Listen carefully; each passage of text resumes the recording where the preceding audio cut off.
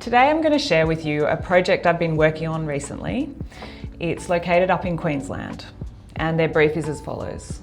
To create a functional, light-filled coastal home that balances connection and privacy for our multi-generational family, with improved flow, generous storage, and spaces that adapt as our family grows and evolves. So who will be living in the house? There's a multi-generational family of two adults, 2 kids of 7 and 2, and 1 grandmother. They have many visitors. We have a large extended family and often have large social gatherings at our home. So, all in all, they've listed their requirements as follows. They would like a large open plan kitchen, living, dining area, a rumpus or playroom, so a second living area, a study for 2 people who work at home, a master bedroom, 2 bedrooms for kids, 1 guest room, a bathroom for the family to share, en-suites for the adult bedrooms, a powder room, a laundry, a mudroom, and a garage with a workshop, and an alfresco. So they want to make a lot of use of the alfresco zones outside as well. So that's a lot to fit in the brief. Hello and welcome. If you're new here, I'm Georgina Wilson, a registered architect based in Sydney. For the past few years, I've been on this journey, sharing my insights and design principles that I live by to help you design a truly functional home. So just to get started, we'll have a look at the site plan. So here we have a corner site. The north, I'm just confirming, is off to the side here. And what's interesting, I think, about this property is its placement on the site is not exactly optimal. It's located quite far towards the back of the site, which leaves obviously not a lot of room for any kind of backyard. I guess it's also located, there's kind of quite broad zones at the sides, which could be a good thing. Like maybe we can utilise that outdoor space, and at the front as well, which is well orientated. So also just confirming the access of the cars is via this road here at the front. And yeah, it's also the location of the pool, I guess, is pretty much fixed. So very often the pool locations are a challenge, but I think that'll be okay. So just summarising that there for you. Next we'll move on to the existing plan. So I thought this was an interesting example to show you because the existing house has quite a lot of problems. So first of all, I'm just going to go through and articulate, I guess, the challenges that I see when I first look at this plan. So I guess there's quite a strong case here of what I call the train carriage effect. So that is where the house is designed such that you need to walk into one room to get to the outside, to get to another room, to get to another room, to get to the outside, to get to another room, to get to another room, to get down to the other end and to another room and another room, and so on, without any clearly defined circulation path. And what that does is that if you envisage this yellow zone as basically an action thoroughfare, what that does is it creates thoroughfare out of a lot of the usable space of the plan. So then when you go to try and furnish the living spaces, for example, like you might try and put your sofas here, you find yourself kind of living on a traffic island and having people barging through all the time to get to the outside or to another room. So it's got quite a bad case of what I call the train carriage effect. And the other element that's kind of exacerbating this problem is that the back area contains currently all of the bedrooms. So they're consolidated, which is a good thing, but they're consolidated down the rear of the property, blocking any access to the outside in that region. And the living zones, which I'll show in pink, are concentrated up the front. So what that is doing is that is forcing a circulation path directly through the living area to get to the bedrooms and so on. So it's really just exacerbating that impact, I guess, of the circulation on the living spaces and kind of taking effective use out of those areas. Also, I really would question the location of the bedrooms, because the primary outdoor space is located off these areas, and because that area in the house is all taken up with bedrooms, it's kind of acting as a blocker to that use of that space. So that's probably about all I have in terms of complaints. Don't need to go on too much about it, but maybe now we'll get into the solution.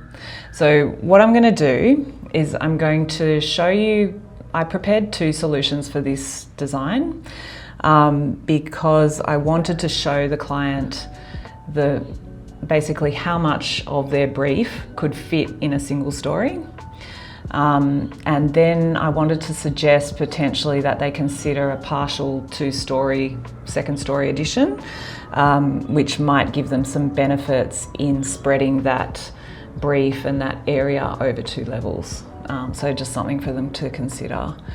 So I'm going to give you a little tour through the first option, which is the single story option, and we'll just talk through the principles there as well. So this is a 2-story option, as we said.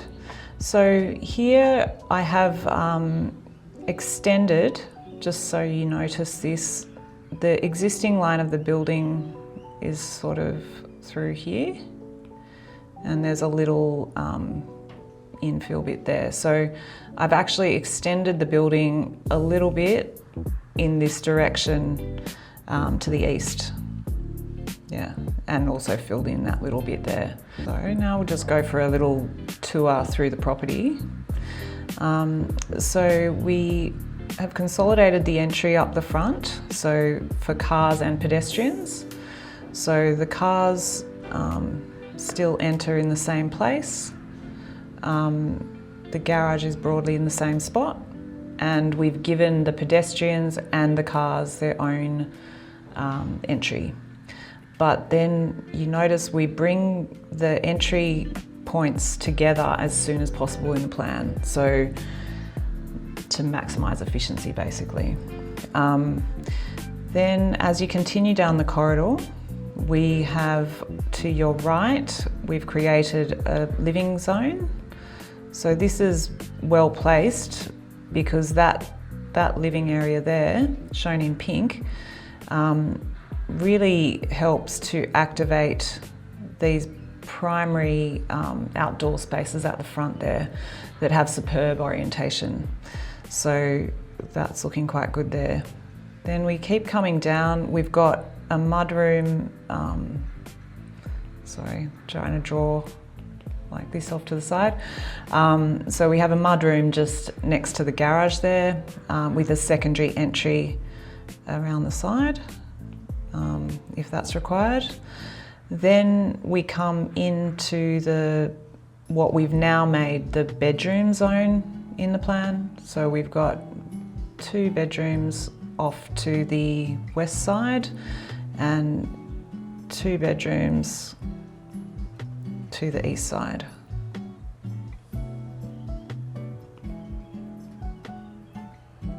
And I show them in purple to represent private space, basically. We've also located what I thought was one of these bedrooms could contain an ensuite, and that could be the grandmother's zone. The other bathroom is a bathroom for the family, and they can share that one. Then if we keep coming through the corridor there, there'd be lots of light coming in from the front door, so the corridor would probably be quite bright along there. Then we come through to the back area, which is a lovely, generous 6 metre wide kitchen, living, dining zone. We've got, I always say that a room of this nature should be at least 6 metres wide. If it's less than that, it tends to feel long and skinny and kind of mean. But 6 metres does work really well for this format of space. Now, I've located the kitchen over in this corner with a walk-in pantry or a butler's pantry behind that. Also, just note the kitchen is supported with tons of tall utility. That is absolutely critical for the proper functioning of the kitchen. Superb. And then they're lucky in this case, they actually have the space for that secondary butler's pantry at the back too, with a small alfresco directly off that. So the other nice thing here is that we've located the dining table so that it sits to the side and your view and access is provided directly through there, alongside the dining table, directly through to the backyard. So I guess the other thing just to notice here is the way we're deliberately trying to create access and views to the outdoors. So we've left the pool in its existing location, just here. So that will make a lovely view from these windows onto that pool area. And then we've used the other living spaces and study as well to be able to activate this larger green space to the side and the front. So we're really trying to make sure that every inch of the site is utilised, not just the indoor spaces, but sometimes it's helpful to think of the outdoor spaces almost like rooms. Like for example, we have an outdoor shaded zone here on the pool deck. It's basically an alfresco zone. We've got another alfresco zone here. It's almost like you have additional outdoor living rooms to, live your life and live well. Also, we've got the lovely driveway at the front here, so that can make additional space to play that's hardscaped. So yeah, that's, I guess, looking at it as a single story option. And I think the way I just draw your attention to the colours here. So the pink means the public spaces, and you can see they're located at each end of the plan, activating the outdoor space. And then the middle zone is the bedrooms, which is the more private space, and the orange is the utility. And when I look at a plan like this, I see that it looks quite balanced. There's not too much of one and not enough of the other. So something like this looks like quite a good balance. But I was interested in checking with the clients whether this actually even contained enough of their brief to make them happy, or if they need to see more, which is contained in the 2-story option.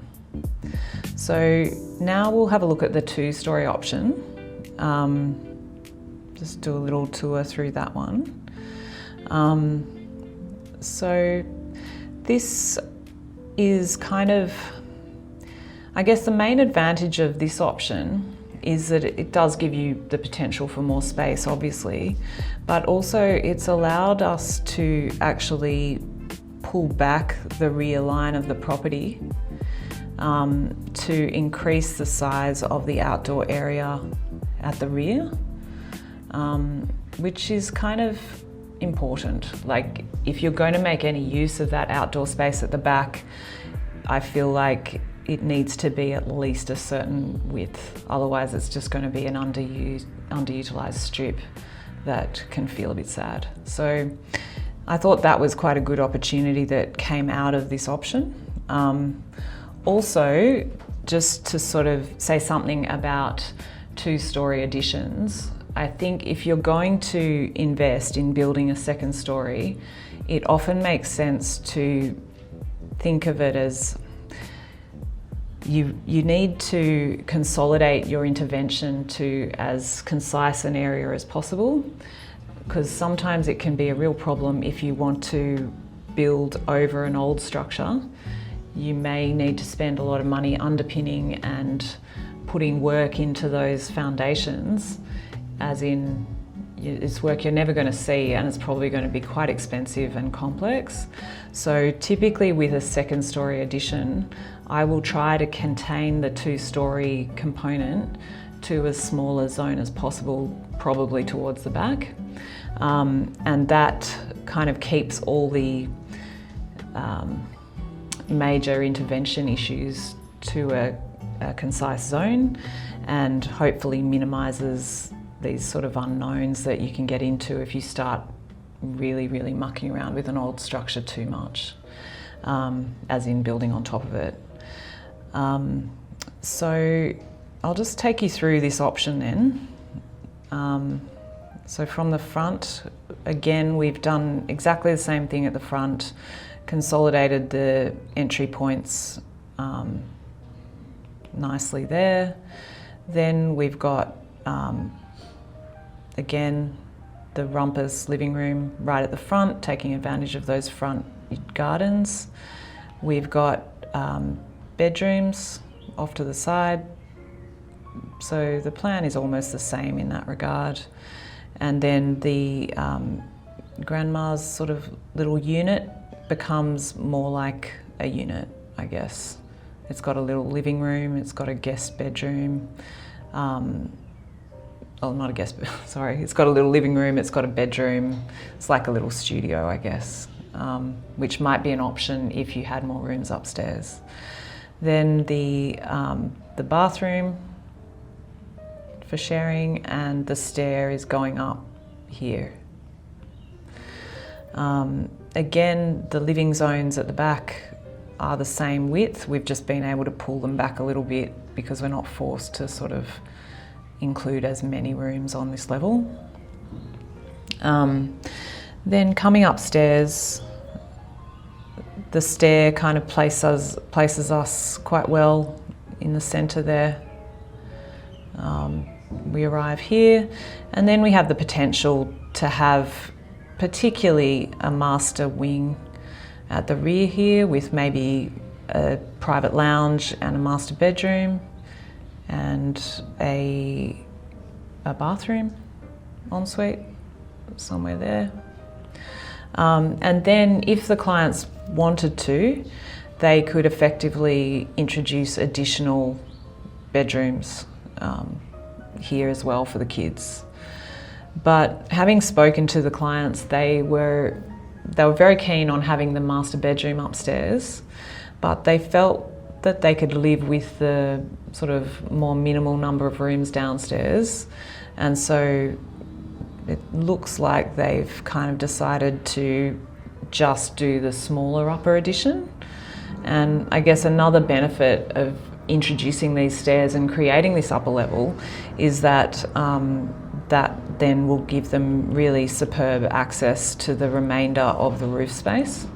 So they may choose to use that as storage, as studies, as just excess living space.